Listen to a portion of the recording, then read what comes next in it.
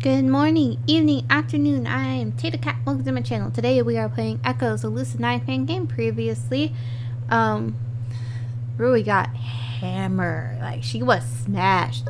And her bodyguards told their stories, at least Tone did. And we heard his story and he kind of sobered up, it seems. Maybe a little. And we had another choice when Kosuke appeared to either salute him, tell him that his zipper was on, or say nothing. I chose to salute because I need to get in his good graces, I think, probably. I could be completely wrong, and I'm on a path I don't want to do. And if that happens, I'll just come back and just be mean to Kosuke. And he actually had his zipper undone. He just, like, casually just, like, zip. Like, you guys saw nothing. And that's pretty much where we left off. Alright, let's continue.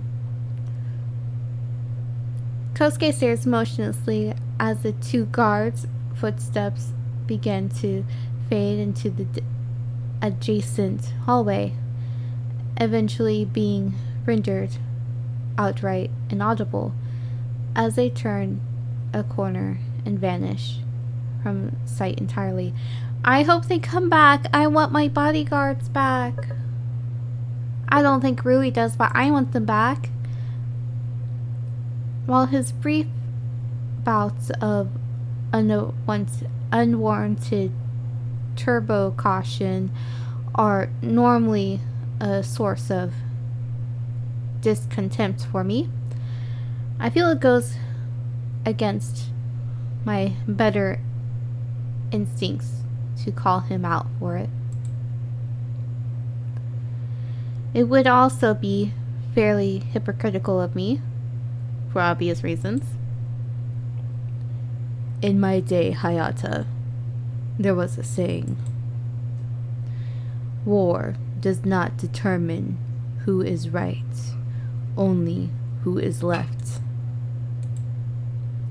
Those two are living proof that such a saying remains true.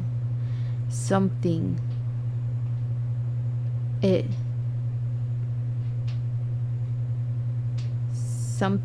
disappoints me greatly to see. However, it grants even greater value to your work. Are you unwell, Hayata? Well, we did just drink like a shit ton. Before we continue, I need to know that you're composed enough to address this situation directly. Can you do that? Kosuke's words hit me like a slow punch to the chest.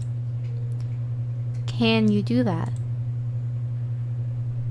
It's a simple question meant to confirm that someone is capable enough to go down the road in front of them. On the surface, the answer would be a simple yes or no. A confirmation for the purpose of making everything go more smoothly than it would have otherwise. It's easy if the answer is yes. Anyone who can answer yes to that question without lying gets to just move on without being noticed. If you can do what they tell you to do in school, you graduate. If you can be who they want you to be in a job interview, you get that job. If you can do the job, you can get paid. And if you get paid, you can temporarily prevent the free market from revoking your right to exist. But what if the answer is no? What if you can't pay attention in school and get pumped full of drugs so you'll look like you do? What if the employers around you want the best and you're not it? What if you're so unprepared to be part of this society, so devoid of any ability to be commodified as a service or repurposed as a value contributor, that you just can't? What if you already know human rights are just privileges in disguise, falling apart like a house of cards as soon as a human being stops being wanted? And if you can't do what's asked of you, where does the blame lie? In your emotions? In your intentions? In the very cells of your body? Or did humanity ask too much of itself in its efforts to stave off extinction?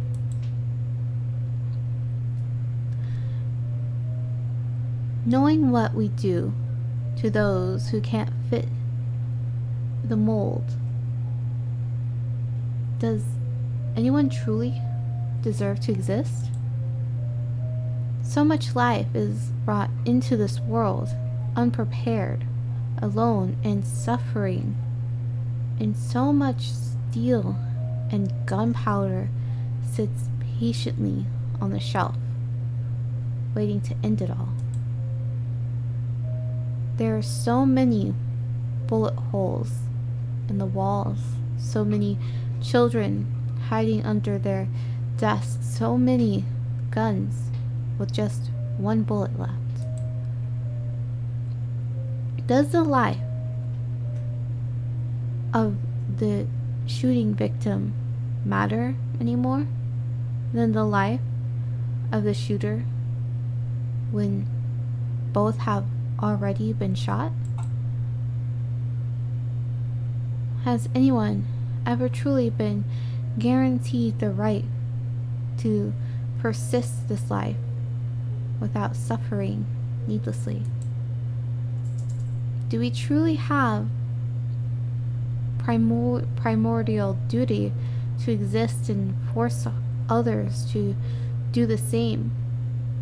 The weakest among us must suffer in order to carry that duty out. To pay a constant tribute in exchange for the lives and freedoms we were told were our own? No, I told myself. A woman chooses, a slave obeys, just like the tagline for Cryoshock. But I still chose slavery over extinction.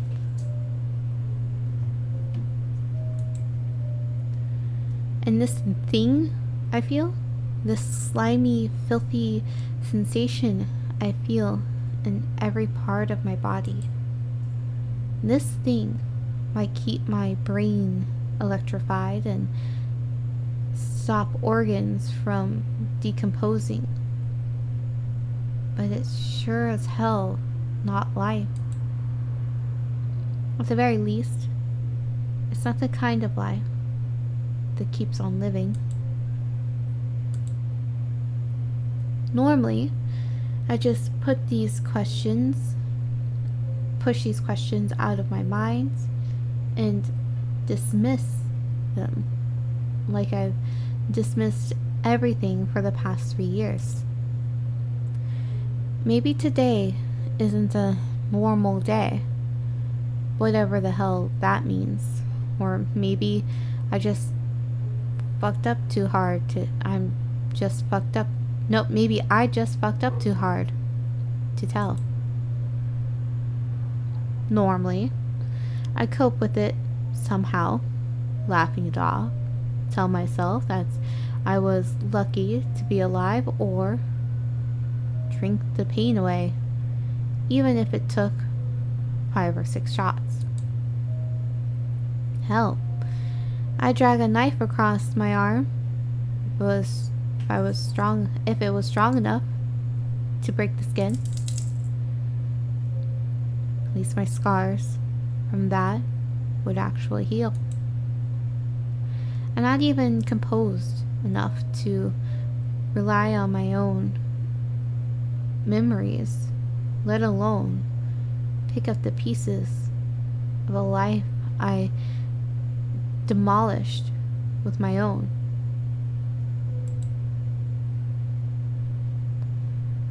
So, at the moment, there's only one answer I can give.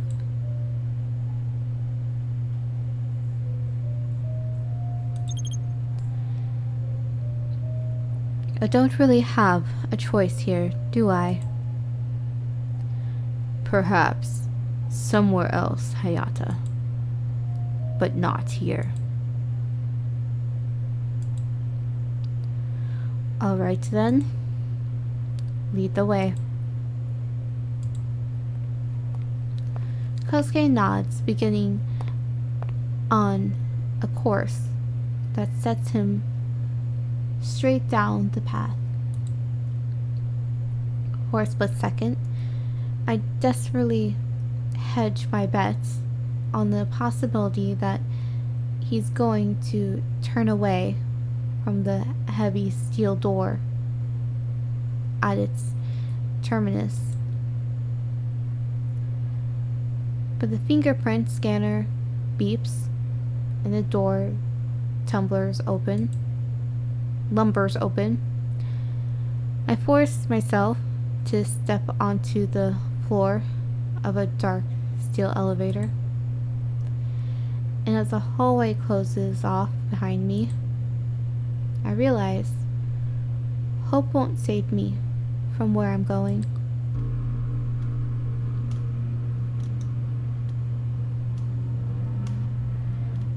Well, this is spooky. I've heard stories about this place. Now that I'm seeing it with my own eyes. However, I'm starting to think the people who came down here were telling the truth.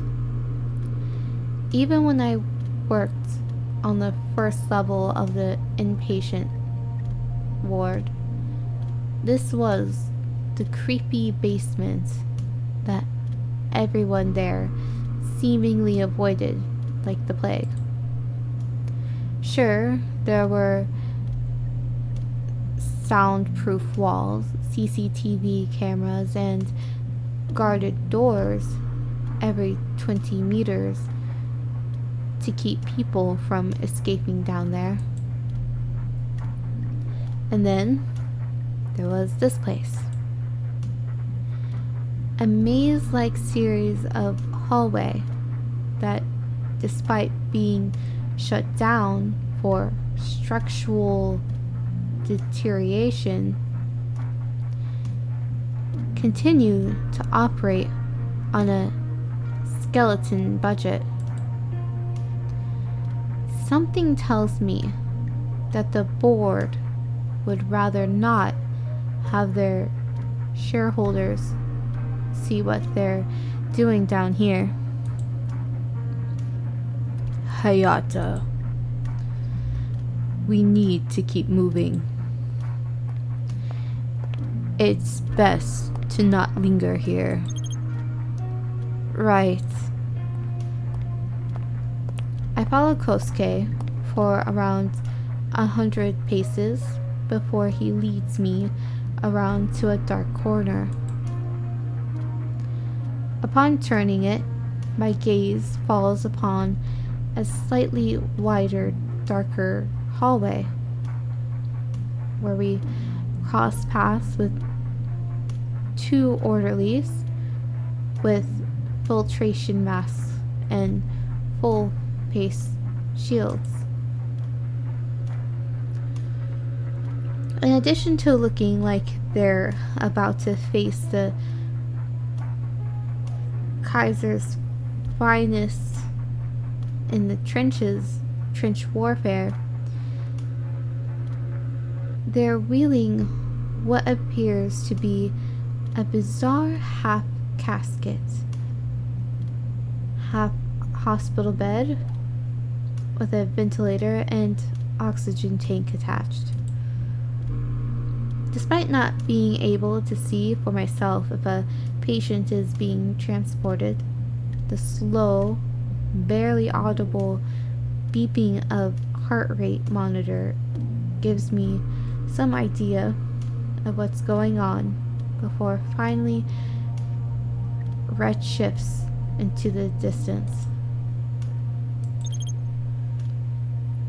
Bit dusty down here. Indeed. Far more so than is ideal for practicing medicine. And yet, you're here, treating patients? Kosei gestures to the receding orderlies. Treat is perhaps too strong of a word. Don't worry, though. You won't find any epidemic prevention and water purification being researched down here. We simply practice medicine on this sublevel. The protective clothing the staff wear just to prevent chronic eye and lung irritation. So, despite the obvious respiratory hazard, you're practicing medicine on the sublevel. For what exactly? Kosuke stares at me in confusion. Respiratory hazard? There aren't the kind of patients that can breathe, Hayata. So, this place is a morgue? In place of an answer, Kosuke chuckles loudly. His voice echoes throughout the empty hall. Don't be silly, Hayata. This is a mental institution. The people here are still very much alive. If they weren't, they'd be of no use to us. We'd simply incinerate the remains and move on. Then, what were you doing with that patient? Sounded like they were in a coma. They were, Hayata. You must understand the unfortunate reality that not all the cases we deal with can be resolved by modern treatment techniques. Even more so when the ability to remain fully conscious impedes or no longer serves to benefit the prospect of recovery. I know you're a pragmatist at heart, so let's take a look at the numbers. How many psychiatric patients do you think we received on an annual basis? 50,000? 100,000? Those amounts would match what we report to the public. But in that report to the public, you may notice that we specifically we specify something crucial. Those are not the patients we received within a year. Those are the patients we treat within a year. This means admission, diagnosis, prognosis, intervention, and eventual discharge, all within the span of 12 months. If their disorder takes longer than 12 months to eliminate or suppress with our advanced technology, there's a good chance that they stay here for the rest of their life, unless their discharge fee is paid and the Ministry of Justice doesn't object to their release. This practice has been in place ever since Isamu declared independence, and as a result, we developed a 1-to-1 ratio in terms of discharges to long-term internments. This means for every citizen of Isamu who walks free within a year of their admission, another is confined to the inpatient levels for the observable future. Those fiscal benefactors of any patient who has caused there to be indebted are given the option to have them transferred to this level as collateral, but most of these benefactors are families, and these families would rather take out a loan, pay the discharge fee, die, and pass the debt on to their children than lose contact with them outright. Criminals sentenced to psychiatric treatment, however, have this treatment funded by the Ministry of Justice and our insurance claims committees.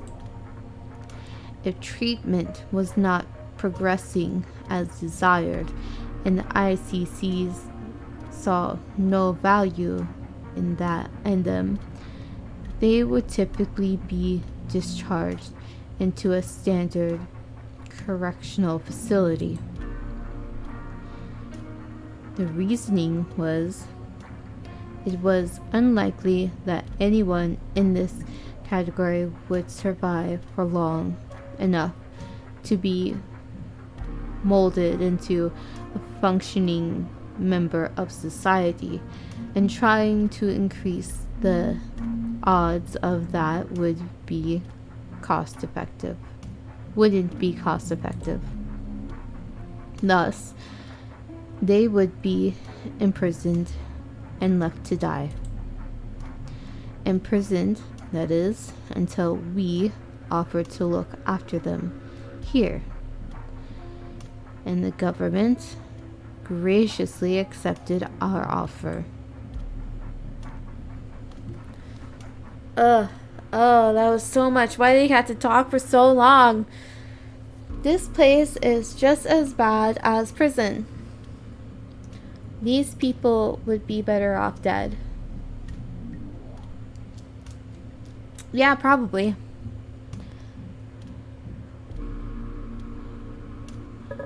Yep, this place is just as bad as prison. Bullshit.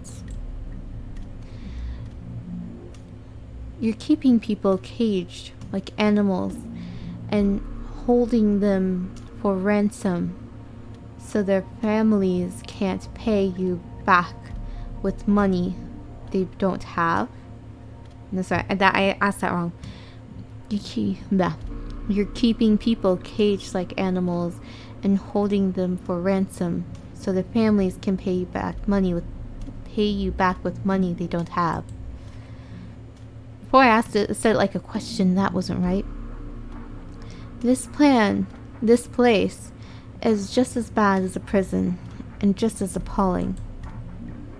Kosuke rolls up his sleeves and reveals a control panel strapped to his wrist. As its touch screen lights up, he places the tip of his index finger directly over it. You're on thin ice, Hayata. And you aren't? Oh, he did not like that. Oh! What was that? Kosuke's attitude towards you has gone down. Loud noise and flashing is incoming. Alright, understood. Thanks, game, for the warning.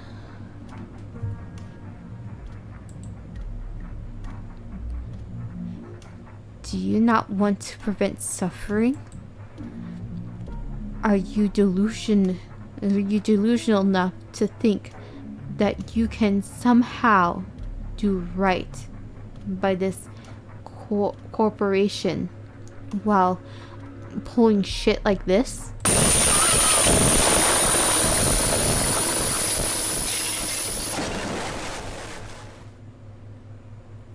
Wow, that was a lot. A single tap fills my ears with a low-pitched, distorted screeching. The sound of bone being ground into marrow, pulp against ceaseless screaming, and flesh being ripped apart.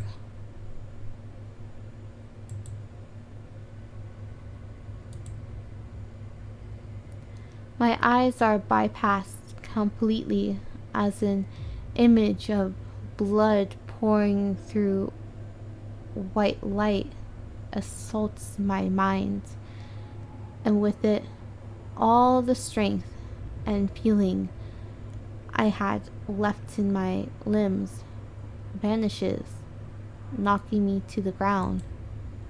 Oh no, did I just die?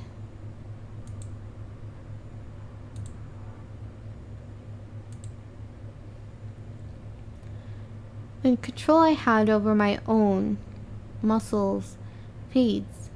A burning pressure builds within my lungs, unable to take another breath. With a slow and malign deliberation, a force from beyond reality bears on my skull and the inside of my jaw. An ever-tightening phantom vice blocking out anything else in my mind until my only thoughts are of dull, unwavering agony. I feel fissures forming inside my skull. Something rumbles inside, vengeful and desperate to escape. And just as the pain is about to pour through the cracks like creeping magma,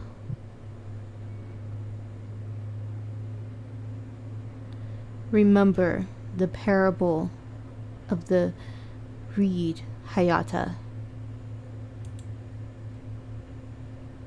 It is far better to bend in the storm than stand firm and break apart.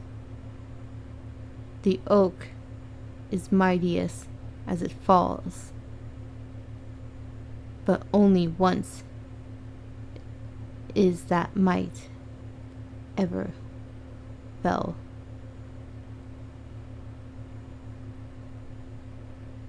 Only once is that might ever felt. Did he just like zap my brain because I told him he was a dick?